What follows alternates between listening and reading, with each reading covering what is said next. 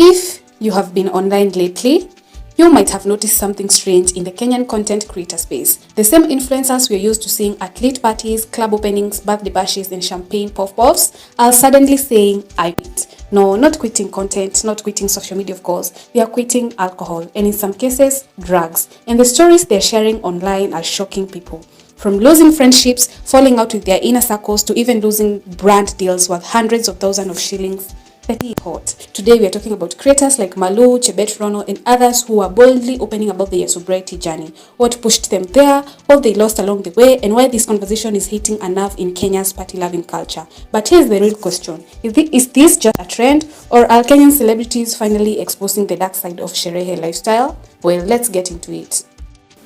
Kenya's party culture is legendary. From Nairobi's lounges to Sherehe scenes where people chase shots like they're chasing dreams, but behind the fun lies a real problem. Recent reports shows that 12% of Kenyans aged 15 to 65 drink alcohol, with men drinking way more than women, and young people being introduced to the booze earlier than ever. And here's the scary part. Nearly half of the young Kenyans have used substances like alcohol, cannabis, or other drugs, and most start experimenting in their teen years.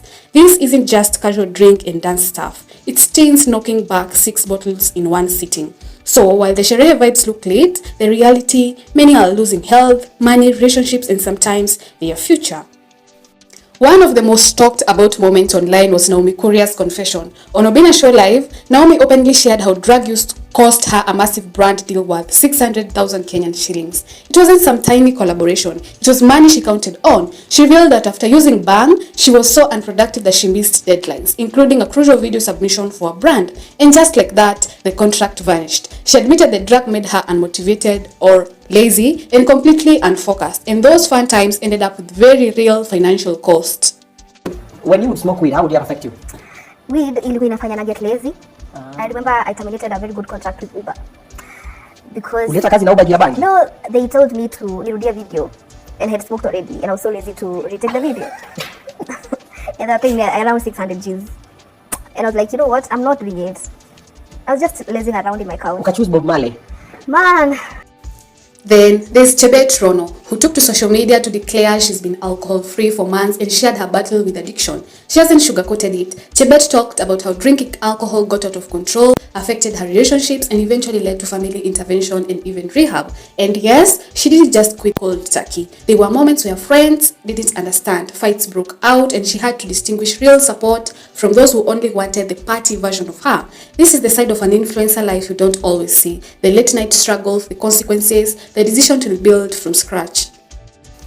Globally, alcohol is one of the biggest health issues, but in Kenya, it's hit a whole different level. Reports shows that alcohol kills at least 14,000 Kenyans each year, and youth drink at levels that would shock most parents. Compare that to some African countries where drinking is more moderate and regulated, and Kenya's party reputation starts to look less like fun and more like a crisis. Alcohol isn't just a lifestyle here. It's woven into social norms, celebrations, sadness, and sometimes even coping mechanisms. And according to the government statistics, millions of Kenyans are battling addiction, with young adults and men being hit the hardest. Alcohol and drug abuse don't just destroy lives, they wreck opportunities, mental health, and everyday life. Some fans online have shared stories of losing friends, fights, crashes, and even violence because of drinking. Creators like Naomi and Chebet are living examples, not just statistics. When someone loses real money and relationships because of substance use, it makes millions of young people stop and ask, is this culture worth the cost? It's not just about quitting booze. It's about reclaiming clarity, ambition, and a future that isn't dedicated by a hangover or bad decisions. So, what do you think? Is Kenya's party culture toxic or trendy? Are influencer sobriety stories a wake-up call or just attention bait? Drop your thoughts in the comments. This is Fame Extra. Like, share, and subscribe if you want more real conversations about life, fame, and the cost of making choices. See you next time.